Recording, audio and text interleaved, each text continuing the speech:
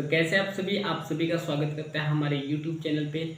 आज हम बात करेंगे व्यापार चक्र के बारे में। ठीक है, इससे पहले हमने लगभग मुद्रा के ऊपर 4 वीडियो बनाई हैं। उन सभी चारों वीडियो के लिंक आपको डिस्क्रिप्शन में मिल जाएंगे। जिन्होंने वो वीडियो नहीं देखी आप देख लीजिए। हमने वहाँ पे नोट बनवाने की भी आपको कोशिश की है, स्लो बोला है, धीरे धीरे कहा है और आपको साथ के साथ हमने लिखवाया भी है।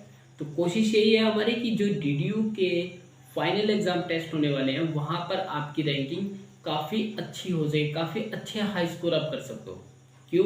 क्योंकि इससे पहले आप लोग प्रमोट हुए हैं और आपका रिजल्ट बेटर देन बेटर बने, इसकी हम आपको हार्दिक शुभकामनाएं देते हैं। और आइए आज हम पढ़ते हैं व्यापार चक्र के बारे में। तो देखिए व्यापार चक्र होता क्या है, ठीक है, तो उसको आप नोट्स में लिख लीजिए। मैं बहुत ही सिंपल लैंग्वेज में नोट्स बनाई हैं और ये मान के चलिए आपको शॉर्ट क्वेश्चन आ सकते हैं। ठीक है, शॉर्ट क्वेश्चन में इसको कैसे अटेम्प्ट करना है आप नोट डाउन कर सकते हैं। इंट्रोडक्शन लिख सकते हैं कि व्यापार चक्र होता क्या है। बाजार अर्थव्यवस्था में एक वर्ष अथवा कुछ माह में उत्पादन, पूर्ति, निवेश, लाभ, हानि तथा व्यापार के साथ संबंधित सभी प्रकार की गतिविधियों को एक ही शब्द में दर्शाने का कार्य करती हैं। देखिए आपको अभी समझ आ गया होगा कि मैं कहना क्या चाहता हूँ आपको। तो और भी इजी लैंग्वेज है, बहुत ही ज़्यादा मतलब आसान भाषा में है आपके लिए। तो एक बार फिर से देख लीजिए, आप फिर से नोट डाउन करवा दे रहा हूँ, जिनका छूट गया लिख लीजिए आप लोग। इंट्रोडक्शन क्या है व्यापार चक्र का कि बाजार अर्थव्यवस्था में एक वर्ष अथवा कुछ माह में उत्पादन, पूर्ति, निवेश, लाभ, हानि तथा व्यापार के साथ संबंधित सभी प्रकार की गतिविधियां को एक ही शब्द में दर्शाने का कार्य करती है। सभी प्रकार की गतिविधियों को एक ही शब्द में दर्शाने का कार्य करती हैं, जो किसी अर्थव्यवस्था में एक निश्चित समय अंतराल पर आर्थिक क्रियाओं में होने वाले बदलाव को व्यापार चक्र कहते हैं। ठीक है, देखिए समय अंतराल के बीच में क्या होता है कि कभी आपको लॉस हो रहा है, कभी आपको प्रॉफिट हो रहा है, तो कभी आपके पास मजदूरी नहीं है, कभी आपके पास मजदूर अधिक है पर रॉ मटेरियल नहीं है। तो ये तमाम प्रकार के ऐसे जो बदलाव होते हैं ना, वो एक टाइम पीरियड में होते हैं और उसको दर्शाने के लिए क्या है, बाजार का ही जो स्ट्रक्चर है उसको रीड आउट किया जाता है। ठीक है, उसको लर्न किया जाता है। तो आगे देख लीजिए, बदलाव को व्यापार चक्र कहते हैं। जो बिजनेस साइकिल है, जैसे हमें बचपन में सिखाया गया था ना, जल चक्र क्या होता है, पानी जो होता है वाष्प होके बादल बनते हैं, वाष्प का ठंडी हवा चलती है, फिर से क्या है वही पानी बारिश के रूप में धरती पर आ जाते हैं। ठीक है, तो इसी तरह क्या है व्यापार चक्र है।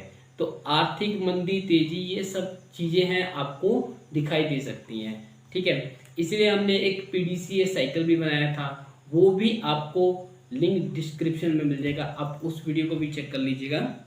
तो इसके बाद लिख लीजिए आप कि व्यापार चक्र को पूंजीवादी प्रणाली का एक अंग माना जाता है। पूंजीवादी प्रणाली जहाँ पर पैसे का निवेश किया जाता है, ऐसे सिस्टम जहाँ पे फाइनेंस की व्यवस्था की जाती है। ठीक है, ऐसा फाइनेंशियल सिस्टम होता है, उसको क्या कहते हैं, पूंजीवादी प्रणाली कहते हैं, जहाँ पर ये क्या है, एक अभिन्न अंग माना जाता है बाजार। ठीक है, सामान्य अर्थ में व्यापार चक्र में कुल आय, कुल उत्पादन, कुल उपभोग, कीमत स्तर में उतार चढ़ाव, मांग में परिवर्तन इत्यादि। देखिए जो आपकी पूंजीवादी प्रणाली है उसके अंदर क्या क्या आ जाता है कि आपका जो कुल उत्पादन है, टोटल प्रोडक्शन कितना है, एक देश का टोटल प्रोडक्शन कितना है, एक फर्म का टोटल प्रोडक्शन कितना है, ये सभी चीज़ें देखी जाती है। ठीक है, कुल कितना आय मिला एक फर्म को, एक छोटे से फर्म को, एक इंडस्ट्री को, एक देश को। एक देश जब एक्सपोर्ट इंपोर्ट करते हैं तो वहाँ पे वो क्या कर रहा है, प्रॉफिट जनरेट कर रहा है या फिर लॉस जनरेट कर रहा है। ये सब क्या है, बाजार के अंतर्गत इसको पढ़ा जाता है, इसको लर्न किया जाता है।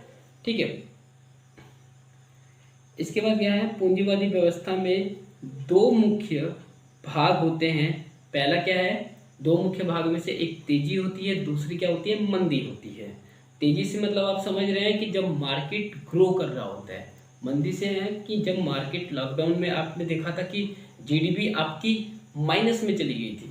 ठीक है, यह दोनों पूंजीवादी अर्थव्यवस्था की प्रमुख विशेषताएं हैं। इन दोनों में होने वाले परिवर्तन को ही व्यापार चक्र कहते हैं। जब देखिए तेजी आएगी तो उसके बाद कुछ समय बाद नेचुरल सी बात है कि मंदी भी आएगी ही आएगी। फिर क्या है, फिर सामान्य हो जाता है, फिर क्या हो जाती है, फिर से तेजी आ जाती है, फिर सामान्य होकर फिर क्या है, मंदी आ जाती है। वेदर मार्केटिंग भी कह सकते हैं, इसमें देख सकते हैं। ठीक है, यह दोनों पूंजी अर्थव्यवस्था की प्रमुख विशेषताएं हैं। इन दोनों में होने वाले परिवर्तन को ही व्यापार चक्र कहते हैं। इन दोनों में परिवर्तन होने के कारण किसी भी देश की आर्थिक स्थिति का अनुमान लगाया जाता है, या इन दोनों की ही परिवर्तन होने के कारण किसी भी देश की आर्थिक स्थिति पर प्रभाव भी पड़ता है। ठीक है, तो आर्थिक स्थिति, तेजी और मंदी।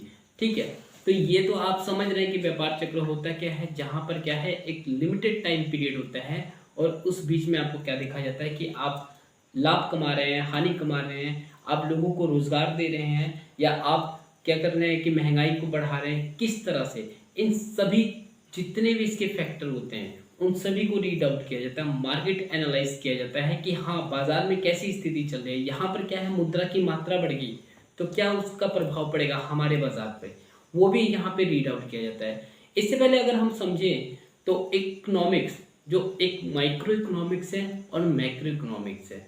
ठीक है, इन दोनों के बीच का जो अंतर है ना, उसको भी समझ लीजिए कि माइक्रो का क्या मतलब है और मैक्रो का क्या मतलब है। और यहाँ पर दोनों ही स्थिति में, दोनों ही बुक्स में, दोनों ही कैटेगरी में आपको बाजार आता है।